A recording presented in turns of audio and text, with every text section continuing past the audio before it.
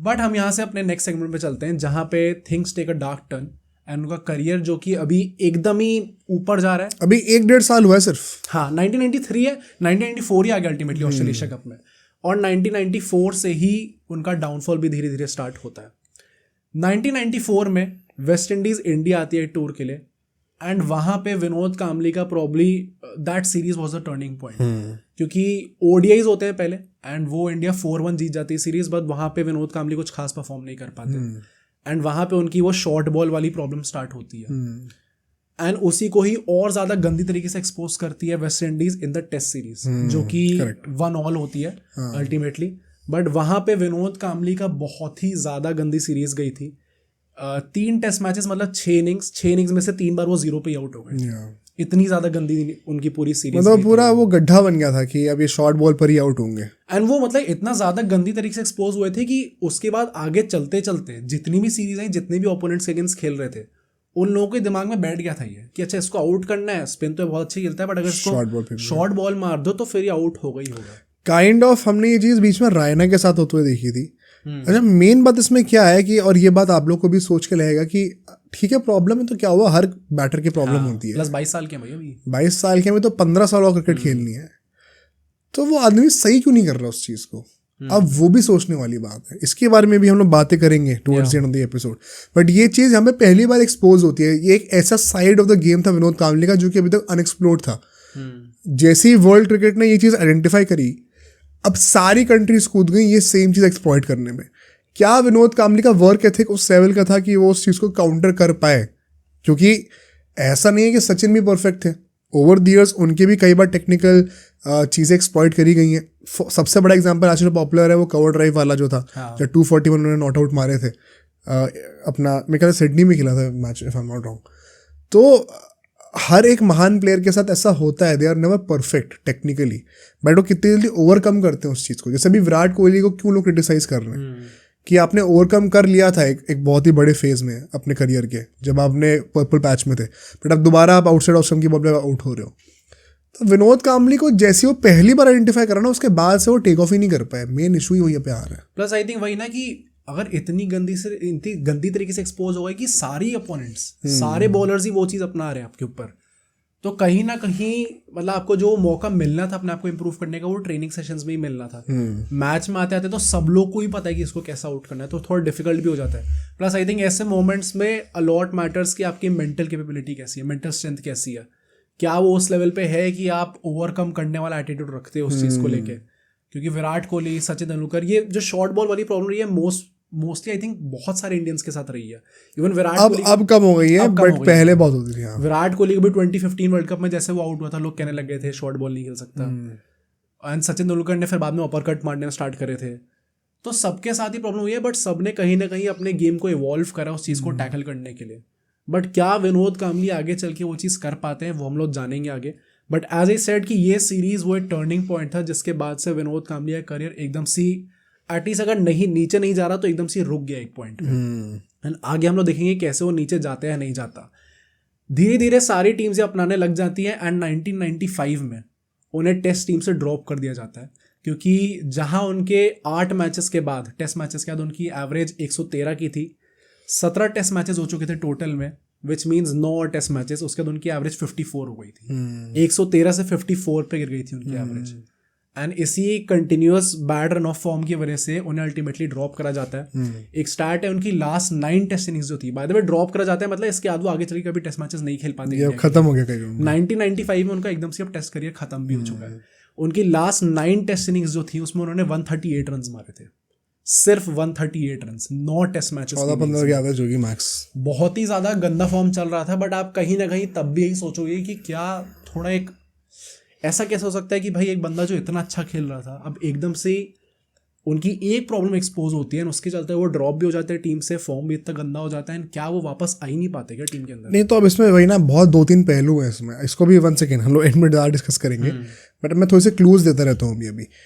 अगर एक बंदा इतना प्रॉमिस दिखा चुका है पहले 8 टेस्ट मैचेस में कि 113 की एवरेज है, 1000 रन क्रॉस कर चुके हो, तो अगले 8-9 मैचेस बुरे चली भी गए तो भी क्या हुआ भाई? हाँ।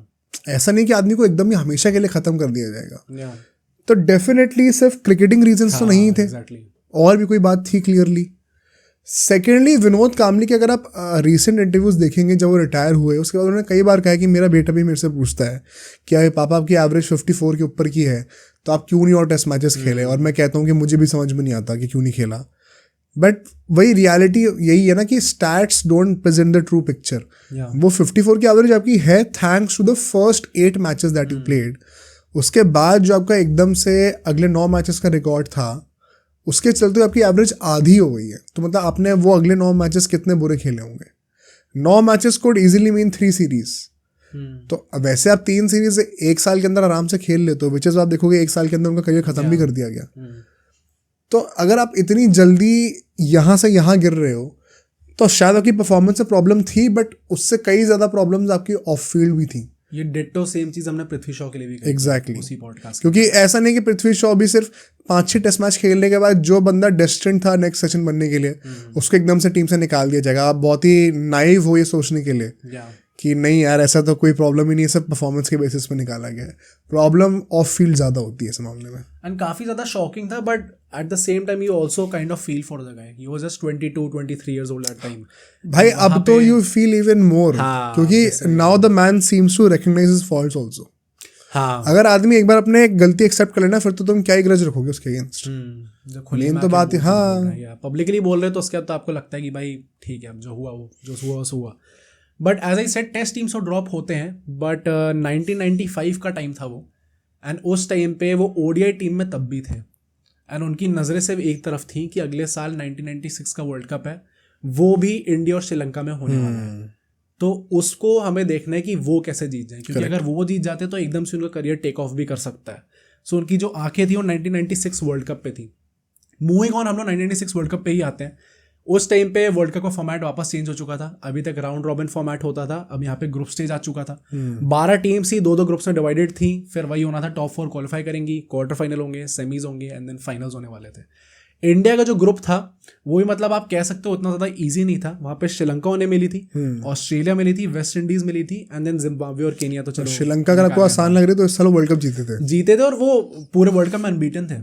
हाँ बहुत तगड़ी टीम थी उस साल। जयसूर्या ने तो मतलब डिसमेंटल कर रखा था पूरे। हाँ, तो श्रीलंका काफी ज्यादा अच्छी टीम थी उस टाइम पे। ऑस्ट्रेलिया तो सबको पता ही अच्छी होती है, तो क्वालिफाई कर तो जाते ही, बट थोड़ा डिफिकल्ट ग्रुप था। ये वर्ल्ड कप बहुत इंटरेस्टिंग है, इसके ऊपर अलग से पॉडकास्ट बन सकता है। हाँ, बहुत इंटरेस्टिंग चीज लगी जब मैंने इसकी थोड़ी वीडियोस देखी इसके ऊपर। तो इंडिया अपने पूरे ग्रुप स्टेज में सिर्फ 2 टीम से हारती है, ऑस्ट्रेलिया और Sri Lanka, and so 3rd place पे आती है वो और क्वालिफाई कर जाती है नॉकआउट स्टेजेस के लिए। अब नॉकआउट्स जब ग्रुप स्टेज पूरा खत्म होता है तो कामली का टूर्नामेंट कुछ खास जा नहीं रहा होता। उन्होंने 106 रन मारे थे जिम्बाब्वे में, जो कि ग्रुप स्टेज का लास्ट मैच था।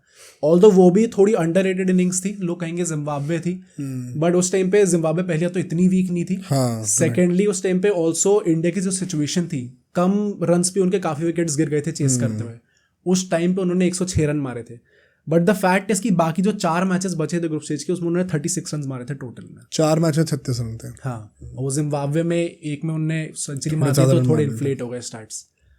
बट उस टाइम पे काफी लोग ये नहीं जानते कि वो पूरा tournament it was an unreal carry job by Sachin Tendulkar. वही मतलब यहाँ से लेके 2011 तक अब आप देखोगे कि सचिन ही डोमिनेट कर रहे हैं। मतलब इस पूरे टूर्नामेंट में उन्होंने 528 समथिंग रन्स मारे थे। हमारा जो सेकंड टॉप स्कोरर थे वो नवजोत सिंह सिद्धू थे विद 178 रन्स। 528 178, एंड हमारे 3rd टॉप स्कोरर विनोद कामली थे। देखो तो मतलब इतना, अगर आप कंपैरेटिव स्टेटमेंट के हिसाब से बात करोगे तो he did not have a very bad world cup. सिर्फ स्टैट्स में देखोगे तो डेफिनेटली हाँ, क्योंकि वो स्टैट्स अच्छे नहीं है। कंपैरेटिव एनालिसिस अगर सचिन से हो रही है जो कि टॉप ऑफ द ट्री पे है, सचिन से तो मतलब है बहुत ही है। एंड वंस अगेन ये सब लोग उस टाइम पे सिर्फ 23-24 साल के हैं अभी। हाँ, अर्ली 20s में ही हैं अभी आप। सचिन बाय दिस टाइम आप देख रहे हो कि अब कंट्री के सबसे बड़े नाम बन चुके हैं, एंड विनोद कामली का करियर एकदम सही ऑफ ट्रैक जाने लग गया है। ये मतलब वो जो 1995-96 का जो पीरियड था ना, यहाँ पे आप देखते हो कि कैसे इन दोनों का करियर्स ड्रास्टिकली अलग होने लग गया था। एक बहुत ही पॉजिटिव डायरेक्शन में और एक बहुत ही नेगेटिव डायरेक्शन में। प्लस सचिन सबसे बड़ा नाम बन चुके थे और उनकी परफॉर्मेंसेस वो चीज दिखा रही थी जिस तरीके से बने थे आईसीसी टूर्नामेंट्स में कैरी कर रहे थे। अभी 1992 वर्ल्ड कप में वो सेकंड टॉप स्कोरर थे at the age of 1920। And then by the time the next World Cup came, यहाँ पे वो टॉप स्कोरर थे by some distance, and ultimately World Cup के भी टॉप स्कोरर वही थे। तो काफ़ी उन्होंने क्लच परफॉर्मेंसेस दिखानी स्टार्ट कर दी थी। इनफैक्ट फिर वो हमारा क्वार्टर फाइनल होता है पाकिस्तान से, वो हम लोग जीत जाते हैं, उसमें भी अपने विनोद काम्बली की परफॉर्मेंस कुछ खास आती नहीं है। And then comes that probably that match that defined his career, the semifinal against Sri Lanka at Eden Gardens. उसकी फोटो आई थिंक जो नहीं जानते उन्होंने भी अनजाने में देखी होगी कभी ना, जब विनोद काम्बली की वो रोते हुए आपको फोटो दिखती है। एंड उसके पीछे की भी स्टोरी इतनी ज़्यादा इंटरेस्टिंग है, एंड क्यों ये डिस्कस करना इंपॉर्टेंट है वो आगे जाके आपको पता चल जाएगा। शायद ये darkest match in the history of Indian cricket है, हाँ कह सकते अगर आप देखो तो।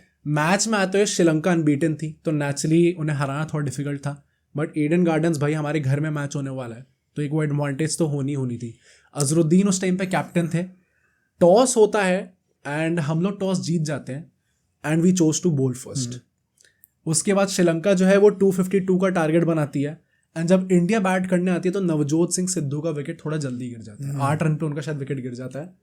एंड देन उसके बाद संजय मांजरेकर और सचिन तेंदुलकर 90 रन की पार्टनरशिप बनाते हैं, और 98 for 1 होता है उस टाइम पे। देन अनफॉर्चुनेटली सचिन तेंदुलकर वो स्टंप आउट हो जाते हैं, एंड 98 for 2 होता है।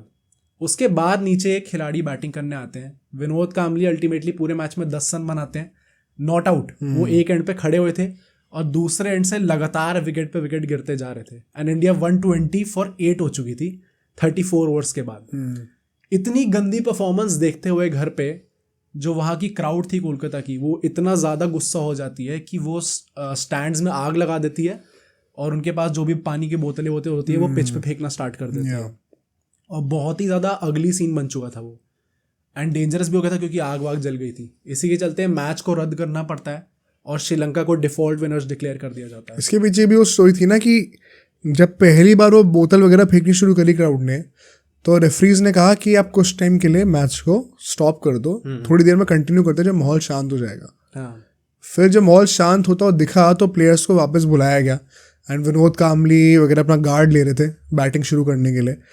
एंड जैसे ही पहली बॉल डल सकती कि उससे जस्ट पहले ही एक फील्डर पे दोबारा एक बॉटल फेंक दी गई, और जैसे उनके सर पे लगी तब तुरंत मैच कॉल ऑफ कर दिया गया। तब वो फोटो निकल के आती है कि विनोद काम्बली रोते हुए जो है पवेलियन की तरफ जा रहे हैं। पूरा बहुत ज़्यादा पूरा इमोशनल ब्रेकडाउन हो चुका था उनका वहाँ पे। पर मेन बात क्या है, ये मैच खत्म हुआ और काफ़ी सालों बाद विनोद काम्बली एबीपी न्यूज़ पे आके, बहुत ही पॉपुलर क्लिप है, इसके बारे में हम लोग पॉडकास्ट के एंड में डिटेल में डिस्कस करेंगे। ये मैं सारे नगेट्स आपको ड्रॉप करता जा रहा हूँ थ्रू आउट द पॉडकास्ट, इन सबका कंक्लूजन एंड में निकल के आएगा। विनोद काम्बली कहते हैं, आई थिंक 2011 से 13 के बीच की कोई वीडियो, 11 की थी वो, रोते हुए कहते हैं कि वो मैच फिक्स था बेसिकली, एंड एक कॉन्स्पिरेसी करी गई थी विनोद काम्बली को टीम से निकालने की, स्केपगोट बनाया गया था पूरा, क्योंकि उनको पता था कि ये होने वाला है। वन सेकेंड, ये कितना सच है कितना झूठ है ये साफ साफ पता चल जाएगा towards the end of the video. And so ये जो पूरा मैच था, ऐसा कहते हैं कि इस मैच ने उन्हें he was scared for life after this match.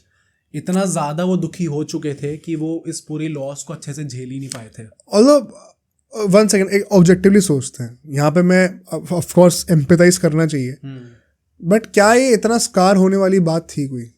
मतलब जैसे हमने बाकी प्लेयर्स को देखा था, और कोई प्लेयर ऐसे रो तो नहीं रहा था उस टाइम पे। नहीं, मैं इसलिए कह रहा हूँ क्योंकि जवागल श्रीनाथ ने बहुत सालों बाद, रिटायरमेंट के बाद एक इवेंट था कोई, उस पर उन्होंने बोला था कि जब वो इंसिडेंट हुआ था तो हम लोग ड्रेसिंग रूम में सब बैठे हुए थे, एंड मैंने सचिन की तरफ देखा एंड सचिन नहीं रो रहे थे, और जब सचिन नहीं रोए तो मैंने कहा मैं भी क्यों रोऊं, इन द सेंस कि इसमें ये नहीं कि मतलब दे डिड नॉट केयर, कि मतलब हमने अपना 100% दिया है, अब ऐसा कुछ हुआ है तो उसमें हमारी गलती नहीं है, और इस साल नहीं जीते तो अगली बार जीतेंगे।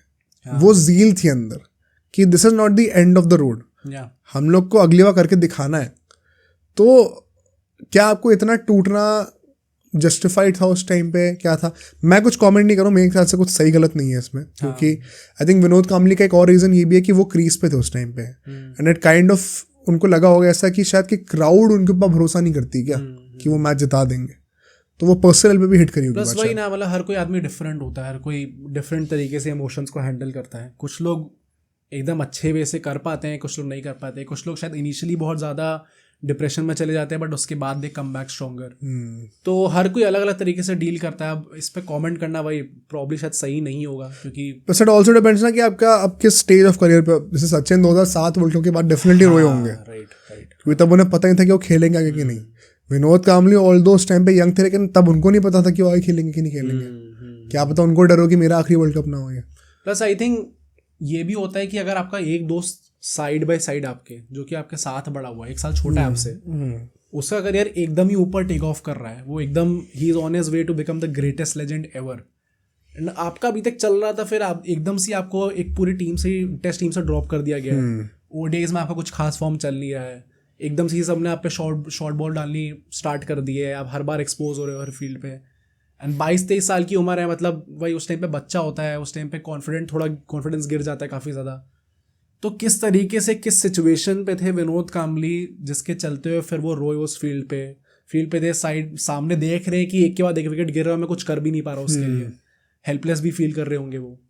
तो प्रॉब्ली उस मोमेंट पे अगर वो रोए भी तो मतलब आप कुछ सही गलत नहीं कह सकते इसमें, वो काफ़ी इमोशनल मोमेंट होगा उनके लिए भी। पर इसके बाद मेन इशू क्या आता है, एक दो बहुत ही डार्क चीज़ें निकल के आती हैं यहाँ से, जो जगमोहन दालमिया ने बताया।